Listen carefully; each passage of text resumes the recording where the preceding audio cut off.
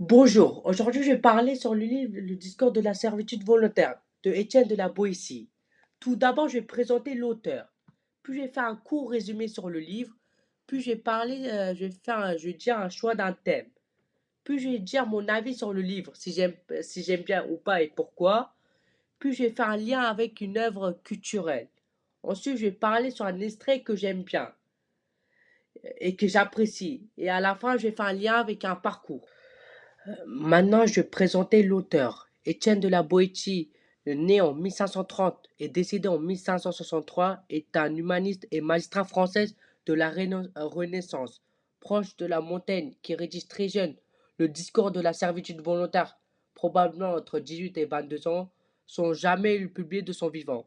Dans le contexte troublé du XVIe siècle, marqué par les guerres de religion, les révoltes populaires et le renforcement du pouvoir monarchie, la Boétie s'interroge sur le paradoxe de l'obéissance. Comment un seul homme peut-il dominer des peuples entiers?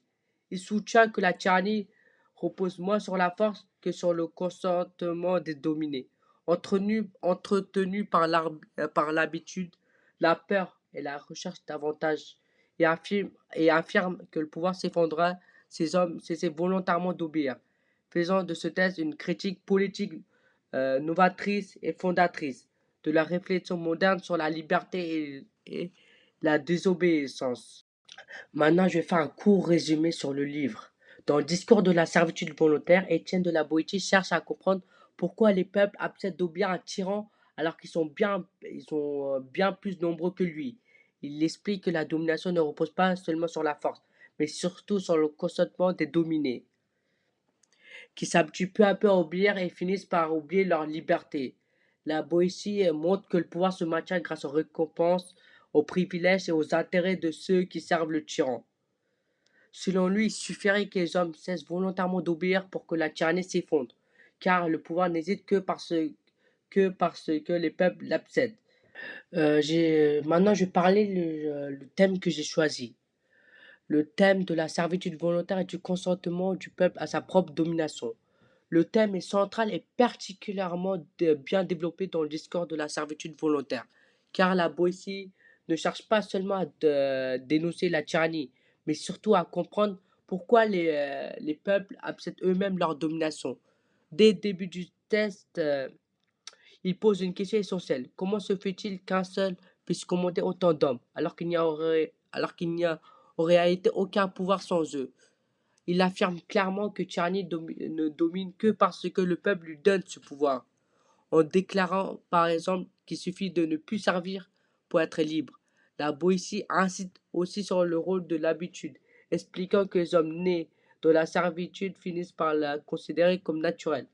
Enfin, il montre que le système tyrannique se maintient grâce à une chaîne de dépendance, où certains acceptent d'obéir parce qu'ils y trouvent des avantages, ce qui renforce l'oppression globale. À travers ces passages, la Boétie développe une idée forte. La liberté dépend avant tout du choix des individus et la servitude est avant tout le résultat d'un consentement collectif. Maintenant, je vais dire mon avis sur le livre. J'ai aimé le livre Le discours de la servitude volontaire d'Étienne de la Boétie parce que ce livre ne se contente pas de critiquer le tyran, mais cherche surtout à comprendre le comportement des peuples. Une spécificité importante du texte est qu'il renverse l'idée habituelle du pouvoir. Ce n'est pas le tyran qui est fort, mais le peuple qui donne sa force. L'affirmation selon laquelle il suffirait de ne plus servir pour être libre est une idée centrale et originale qui marque fortement le lecteur. J'ai aussi apprécié la façon dont la poésie explique la domination par des mécanismes précis comme l'habitude qui fait oublier la liberté et le système de récompense et de privilèges qui entretient la tyrannie. Une autre spécificité du livre est son absence de récit ou de personnage. Il s'agit d'un texte argumentatif et philosophique qui s'adresse directement au lecteur et l'invite à réfléchir sur sa propre responsabilité. Enfin, même si le langage est ancien, le message reste très actuel. Le livre montre que la liberté dépend avant tout d'un choix collectif et individuel, ce qui rend cette œuvre encore pertinent aujourd'hui. Maintenant, je vais faire un lien avec une œuvre culturelle. Dans le discours de la servitude volontaire, Étienne de la Boétie explique que la tyrannie existe parce que les peuples y consentent souvent par habitude ou par peur. On peut faire un lien avec l'animé Attaque de Titan où l'humanité vit enfermée derrière d'immenses murs. Il y a peut-être l'autorité du gouvernement central qui contrôle strictement leur vie. Comme le dit la Boétie, le pouvoir se maintient parce que les citoyens obéissent. Ici, en raison de la peur des titans et de l'habitude de l'ordre imposé, le gouvernement utilise également des privilèges et des manipulations pour conserver l'obéissance, ce qui rappelle la chaîne de dépendance évoquée par l'auteur. Ce n'est que lorsque certains personnages prennent conscience de leur force collective et de la vérité cachée que la population commence à contester l'autorité, illustrant parfaitement l'idée de la Boétie. La liberté dépend du refus de servir et de l'action collective contre l'oppression.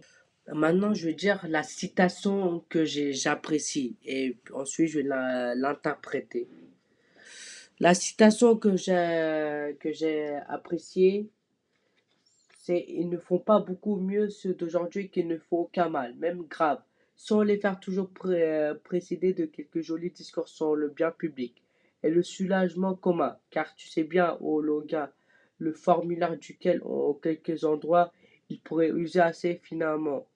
Mais pour la plupart, certes, il ne peut y avoir de finesse, là où il y a tant d'impudence.